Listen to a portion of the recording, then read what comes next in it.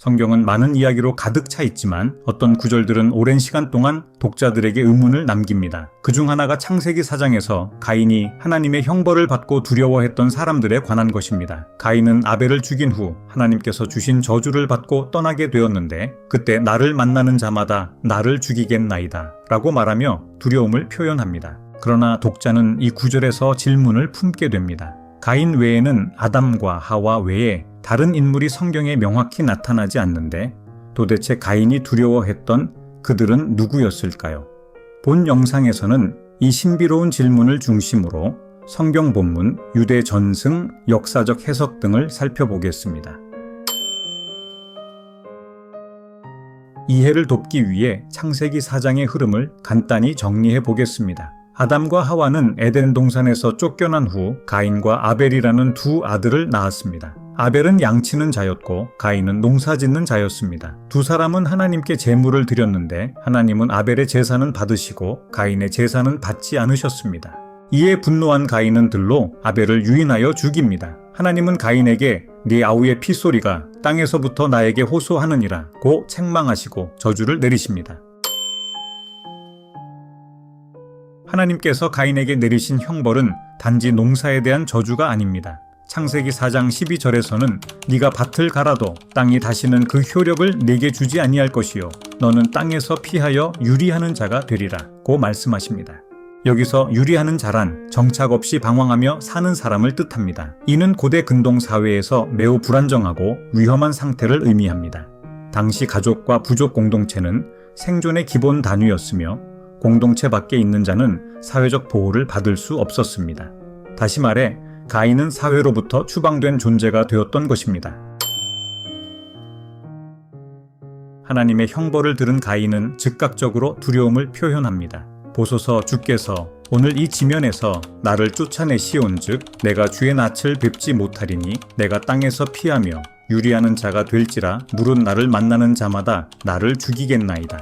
이 구절은 단지 두려움이 아닌 실제적인 위협에 대한 표현으로 보입니다. 가인은 자신이 공동체에서 벗어나면 누군가에게 보복당할 것이라 생각한 것입니다. 이는 당시 고대 사회에 존재하던 복수 관습과 관련이 있습니다. 그러나 여기서 문제가 제기됩니다. 아담과 하와 외에 또 누가 있었는가? 성경에 아벨과 가인 외의 인물이 아직 등장하지 않았기 때문입니다.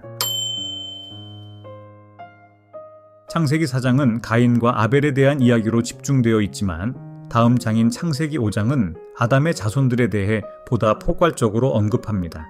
아담은 셋을 낳은 후 800년을 지내며 자녀를 낳았으며 이 구절은 아담이 셋 외에도 여러 자녀를 낳았음을 분명히 보여줍니다. 성경은 아담과 하와가 긴 수명을 지냈음을 언급하며 그동안 많은 자녀를 낳았을 가능성을 열어둡니다.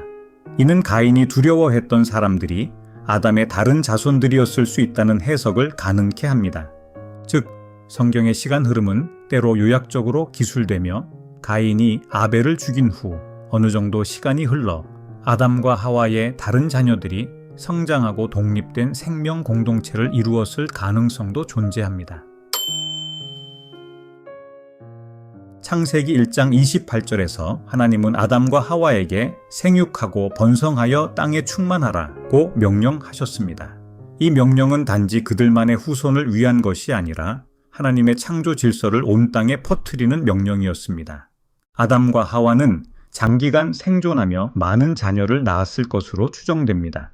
당시 사람들의 수명은 매우 길었으며 아담은 930세까지 살았다고 기록되어 있습니다. 이런 맥락에서 보면 수십 년, 수백 년 동안 인류는 충분히 확장되었을 가능성이 있습니다. 따라서 가인이 아벨을 죽였을 무렵 이미 아담과 하와의 다른 자녀들이 결혼하고 자녀를 낳으며 자체적인 가족, 씨족 공동체를 형성하고 있었을 가능성이 큽니다. 가인은 이들과의 접촉을 두려워했던 것입니다. 유대교 전통 속에는 성경에 기록되지 않은 많은 해석과 이야기가 전해져 내려옵니다. 대표적으로 미드라시나 외경서들, 탈무드에서는 가인의 후속 이야기들이 다양하게 등장합니다.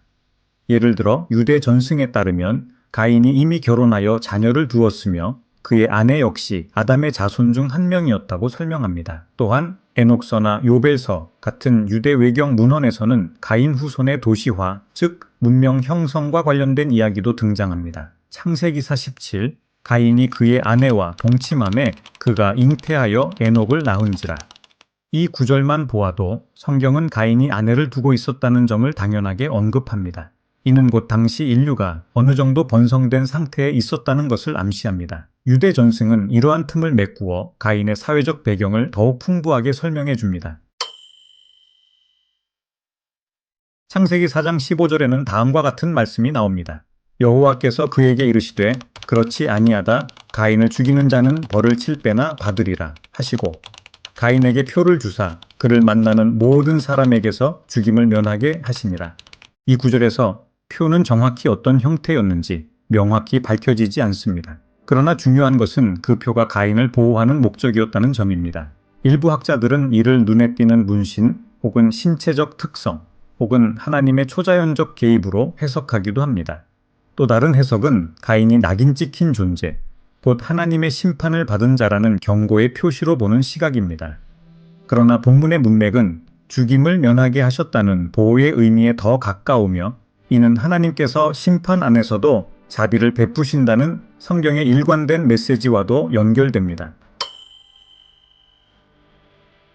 하나님의 자비와 심판의 균형, 가인의 범죄는 명백한 살인이며 그에 대한 형벌은 분명히 주어졌습니다. 하지만 하나님은 단순한 파괴의 신이 아니라 은혜를 베푸시는 하나님이기도 합니다.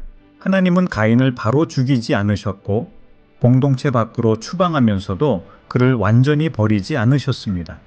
가인의 두려움을 들으시고 죽임을 면하게 하시기 위해 표를 주신 것은 하나님의 자비를 보여주는 행위였습니다. 이처럼 성경은 범죄에 대한 하나님의 분명한 응답과 죄인에게도 기회를 주시는 은혜를 동시에 증거합니다. 이 균형은 이후 성경 전반에서 계속되는 복음의 핵심 원리와도 맞닿아 있습니다.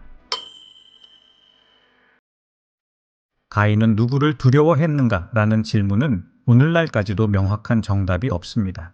그러나 이 질문을 통해 우리는 몇 가지 분명한 메시지를 얻을 수 있습니다. 첫째, 죄는 숨겨지지 않는다. 가인은 죄를 지었고 하나님은 그를 추궁하셨습니다. 둘째, 하나님은 심판하시되 은혜를 베푸신다. 가인에게 표를 주신 하나님은 보호하시는 하나님이십니다. 셋째, 두려움은 외부에서보다 내면에서 온다. 죄책감과 양심은 우리를 도망하게 만듭니다. 가인의 이야기는 단지 과거의 사건이 아니라 오늘날 우리 모두의 심령 속에서 벌어지는 도덕적 갈등과 하나님의 은혜에 대한 의존을 상기시켜주는 깊은 통찰을 제공합니다. 우리는 이 질문에 대해 명확히 다 답할 수는 없어도 그 안에서 하나님의 성품, 인간의 나약함, 그리고 회복의 기회를 함께 바라볼 수 있습니다.